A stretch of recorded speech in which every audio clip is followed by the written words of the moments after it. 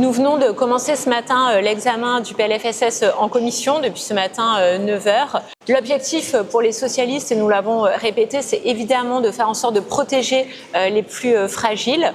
Et donc de ce combat-là, nous en faisons évidemment une mission pour le PLFSS, donc supprimer bien sûr l'année blanche, c'est-à-dire le gel des prestations sociales dans le PLFSS, mais aussi le doublement des franchises médicales et bien évidemment le combat que nous menons depuis déjà plusieurs semaines, la question de la suspension de la réforme des retraites. Et donc nous souhaitons faire atterrir pendant l'examen dans cette commission la suspension de la réforme des retraites.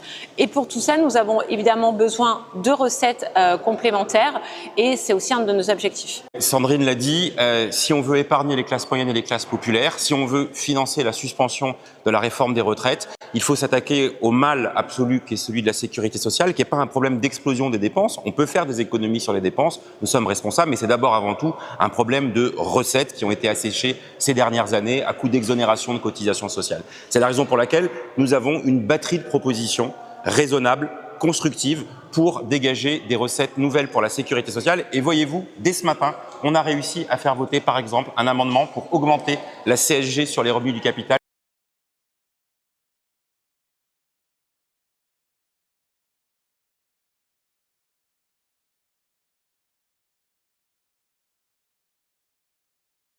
Ça va être notre fil rouge pendant ces 50 heures de débat jusqu'à vendredi soir.